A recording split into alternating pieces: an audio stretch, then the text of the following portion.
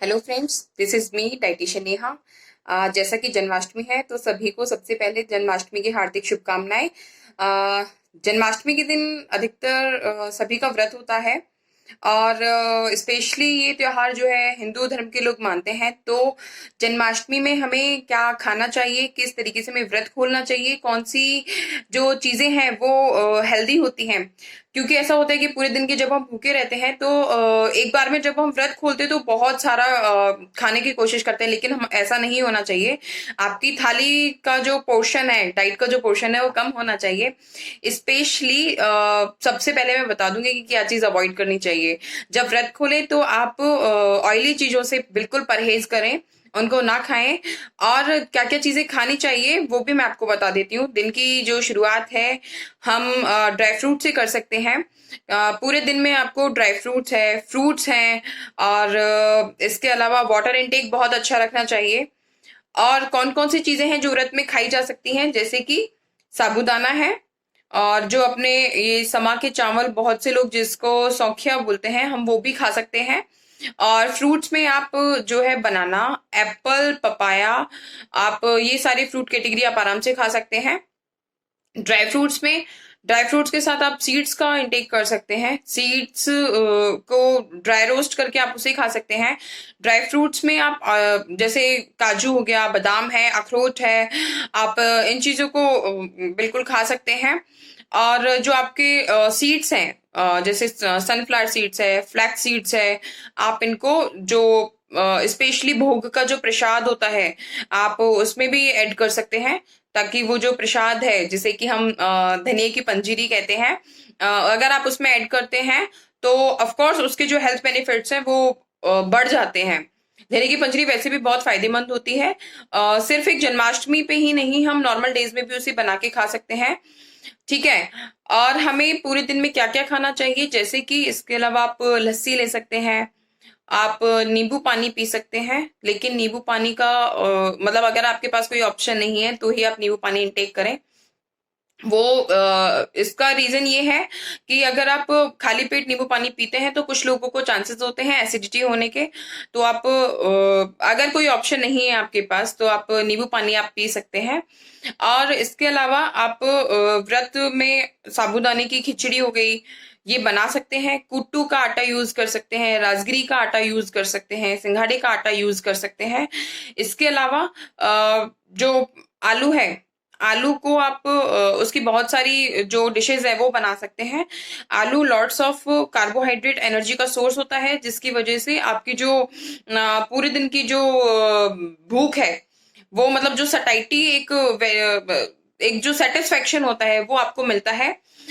तो इस तरीके से अपनी जो थाली है वो इस तरीके से रखें व्रत खोलने के लिए, जो आपको, ताकि जो पूरे दिन में जो न्यूट्रिएंट्स नहीं मिले हैं वो आप अपना ले सके।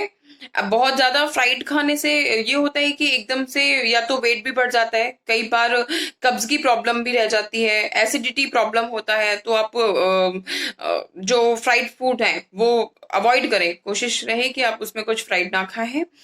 और जो आपके ड्राई फ्रूट्स रहते हैं, अगर दिन की शुरुआत उससे रहती है तो ऑफ कोर्स वो आपकी इम्यूनिटी बूस्ट करते हैं। रिच अमाउंट ऑफ प्रोटीन होता है, वो पूरे दिन आपको एनर्जी देने का काम करते हैं। फ्रूट्स में अगर आप बनाना खाते हैं तो बनाना भी पूरे दिन एनर्जी देने का काम करता है।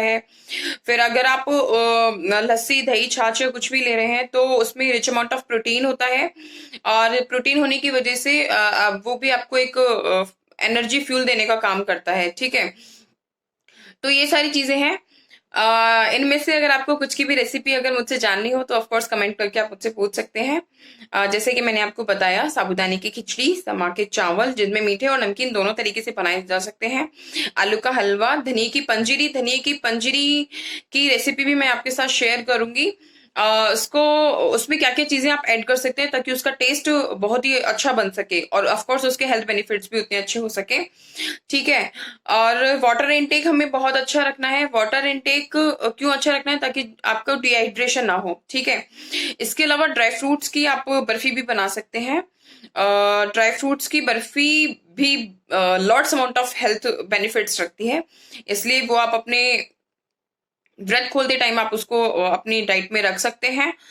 धनिया की पंजीरी की हम बात कर रहे थे, उसकी रेसिपी की बात कर रहे थे, तो हम इन शॉर्ट में मैं आपको बता देती हूँ कि वो कैसे, जनरली सबको आती होगी, क्योंकि हर एक परिवार में, हिंदू परिवार में धनिया की पंजीरी कृष्ण जी के भोग के लिए बनाई जाती है।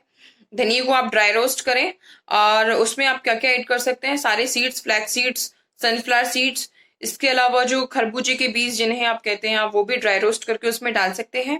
आपके जितने भी ड्राई फ्रूट्स हैं आप वो उसमें ऐड कर सकते हैं। उनको आपको ड्राई रोस्ट करने की जरूरत नहीं होती, आप उन्हें डायरेक्ट ऐड कर सकते हैं।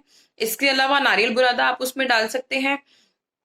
और अगर आपको शुगर प्रॉब्लम ना हो तो आप उसमें कुछ मीठा भी डाल सकते हैं, और जैसे कि बूरा हो गया, या फिर आप जैगरी, उसमें गुड़ आप उसमें डाल सकते हैं। तो इस तरीके से इन सबको मिक्सअप करके ड्राई रोस्ट करने के बाद आप, जिन लोगों को लगता है कि वो पूरे के पूरे ऐसे मुंह में आते हैं वो नहीं खाएं, तो उन्हें मिक्सचर में थोड़ा, मिक्सी में थोड़ा सा आप उसको चर्न करके और फिर उसमें ऐड कर सकते हैं, और उसका टेस्ट यकीन मानिए बहुत ही टेस्टी होता है। तो आप जरूर ट्राई करें। अगर आप बनाते रहते हैं तो उसमें जो मैंने एडिशनल चीजें बताई हैं आप उनको ऐड करके बनाएं, और उसका टेस्ट बहुत ही अच्छा होता है। आप उसमें एडिशनल मावा भी ऐड कर सकते हैं। डिस्क्लेमर देना चाहूंगी इसके साथ में, जिन लोगों को डायबिटिक प्रॉब्लम है वो मीठा ना डालें। जिन लोगों को बीपी का प्रॉब्लम रहता है, हार्ट रिलेटेड प्रॉब्लम है, मतलब उनको कि फैट कम लेना है, तो आप उसमें घी अवॉइड कर सकते हैं। और इस घी क्योंकि वैसे भी मिनिमम अमाउंट में उसमें डलता है, जस्ट सिर्फ रोस्ट करने के लिए। फिर भी अगर आपको प्रॉब्लम है तो नट्स और जो घी है उसमें फैट का अमाउंट थोड़ा बढ़ जाएगा, इस वजह से आप उसे अवॉइड कर सकते हैं। और बाकी जो धनिया है, धनिया खुद अपनी काफी अच्छे हेल्थ बेनिफिट्स रखता है। गैस्ट्रिक प्रॉब्लम जितनी भी होती हैं, गट से रिलेटेड, लाइक इन्फेक्शन वगैरह है, एसिडिटी की प्रॉब्लम है, उन सब में जो धनिया है वो हेल्पफुल होता है, उनकी प्रॉब्लम्स को दूर करता है। इसके अलावा बीपी की प्रॉब्लम्स वालों को धनिया की पंजीरी वैसे भी खानी चाहिए, नॉर्मल डेज में खानी चाहिए। जो फैट है उसका अमाउंट कम रखकर वो आराम से धनिया की पंजीरी खा सकते हैं। धनिया की तासीर क्योंकि ठंडी होती है, तो ऑफ कोर्स हेल्थ बेनिफिट्स उसके ज्यादा होने के साथ साथ उसे रेगुलरिटी में खाया जा सकता है। ठीक है। हैप्पी जन्माष्टमी। Thank you.